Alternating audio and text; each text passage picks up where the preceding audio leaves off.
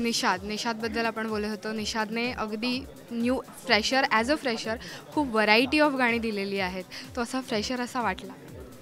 एकतर ना सगळ्यात आधी मला हे सांगायचं आहे की निषाद इतका लहान आहे ह्याच्यावर माझा विश्वास नाही आहे. आणि अगं बाई अरेच्या 2 ही त्याची पहिली फिल्म आहे, ह्याच्यावरही माझा विश्वास नाही आहे. त्याने इतकं सुंदर म्युझिक दिलेलं आहे की इतक्या तरुण मुलाला आयुष्याबद्दल इतकं आकलन असेल किंवा त्याला इतक्या मच्युअर्डली भावना व्यक्त करता येतील, ही त्याची भाषाच आहे ना संगीत ही, असं मला वाटलं नव्हतं. त्यांनी फार अप्रतिम गाणी केलेली आहेत सिनेमाची. एक पोरगी असो किंवा सिद्धूनी सादर केलेलं आमच्या सिनेमाचं सुरुवातीचं गाणं असो किंवा आत्ता मग प्रत्येकच गाण्यामध्ये वेगळा मूड आहे आणि त्याचं संगीतही त्यानुसार बदलत जाणारं आहे. फार सुंदर लक्षात राहणारी श्रवणीय गाणी त्यांनी दिलेली आहेत. म्हणजे असं कधी कधी होतं ना, तो सिनेमा येणार असला की तेव्हा ते म्युझिक वाजवलं जातं, ते त्या काळापुरतं ओळखीचं होतं, पण नंतर आपण विसरून जातो. पण आमच्या शूटिंगला सुरुवात होऊन खूप महिने झाले, पण अजूनही सगळी गाणी माझ्या कानात आहेत, रुंजी घालतायत ती माझ्या मनात. बऱ्याचदा असं होतं की कथा आणि गाणी ही ओघाने एकत्र जाणं हे फार मोठी कला असते. निषादने अगदी फ्रेशर असून आणि केदार शिंदेंसारखा डिरेक्टर असताना त्याने फार छान ही गुंफण घातली आहे.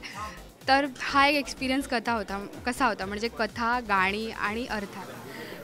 मला असं वाटतं हे श्रेय केदारचं आहे, कारण त्यांनी ज्या पद्धतीनं गोष्ट म्हणली आहे ना, त्या गोष्टीमध्ये एखादा दिग्दर्शक असं म्हणू शकतो की आता एक song situation आणूया.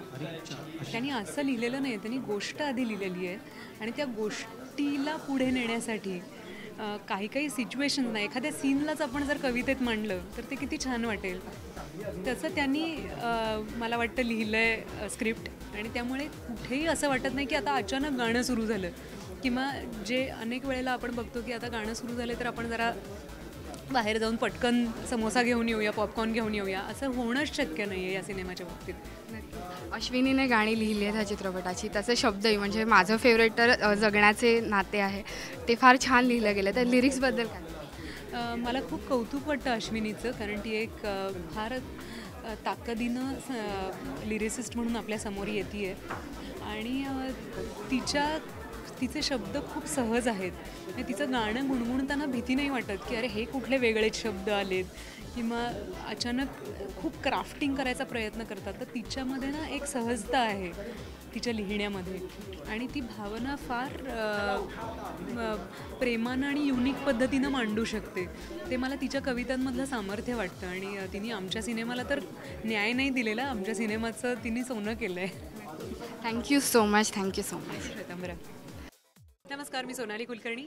Subscribe to Rajshri Marathi.